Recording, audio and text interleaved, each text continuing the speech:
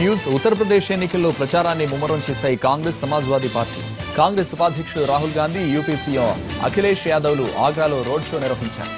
రెండు పార్టీల పొత్తు గంగా యమున సంగమం అంటూ ప్రజల్లోకి వెళుతున్న నేతలు బీజేపీ, బీఎస్పీపై విమర్శలు గుప్పించారు.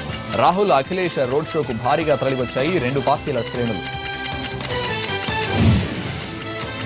యూపీ ఎన్నికల ప్రచారంలో రాహుల్, అఖిలేష్ పై విమర్శలు గుప్పించారు బీజేపీ జాతీయ అధ్యక్షుడు అమిత్ షా. ఒకరు దేశాన్ని, మరొకరు రాష్ట్రాన్ని దోచుకుని ఇప్పుడు ఇద్దరు రాష్ట్రాన్ని మరోసారి దోచుకునేందుకు వస్తున్నారని ఆరోపించారు. తాము అధికారంలోకి వస్తే రైతు రుణాలు పూర్తిగా మాఫీ చేస్తామన్న అమిత్ షా 2.5 ఏళ్లలో కాశ్మీర్లో ఏం మారిందో ఇటలీ కళ్లజోడు పెట్టుకున్న రాహుల్కు కనపడడం లేదని ఎద్దేవా చేశారు.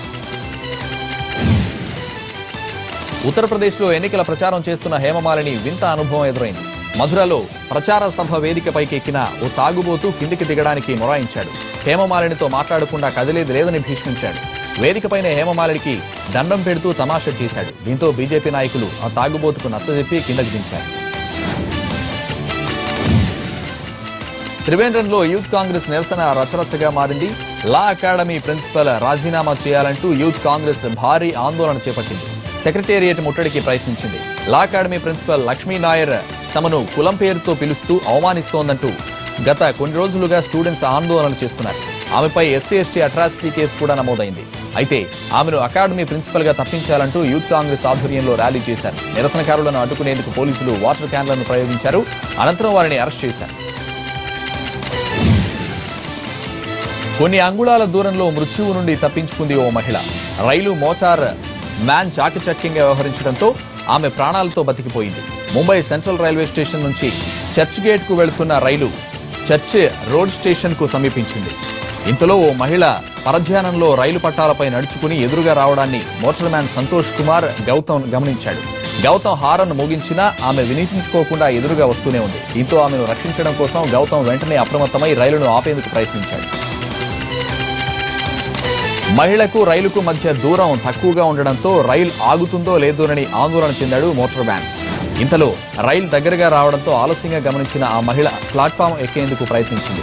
ప్లాట్ఫామ్ ఎత్తు ఎక్కువగా ఉండడంతో సాధ్యం కాలేదు. రైలు కింద పడి ఆమె మరణించడం ఖాయమని అక్కడున్నవారు భావించారు. ఇంతలో అద్భుతం జరిగింది. ఆమెకు కొన్ని అంగుళాల దూరంలో రైలు ఆగిపోవడంతో అందరూ ఊపిరి పీల్చుకున్నారు. అనంతరం అతడు స్థానికుల సాయంతో ఆమెను ప్లాట్ఫామ్ పైకి తీసుకెళ్లాడు. సంతోష్ కుమార్ సమయస్ఫూర్తిని గుర్తించిన రైల్వే అధికారులు అతన్ని సన్మానించనున్నారు.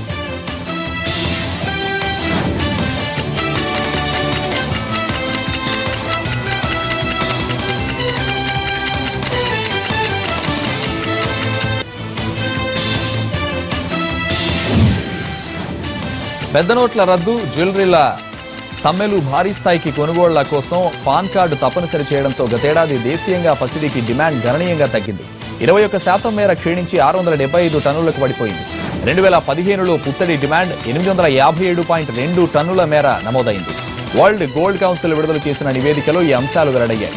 దీని ప్రకారం 2016లో జ్యువెలరీ డిమాండ్ 22.4% క్షీణించి 662.3 టన్నుల నుంచి 514 టన్నులకు తగ్గింది. విలువ పరంగా ఆభరణాల డిమాండ్ 12.3% తగ్గింది.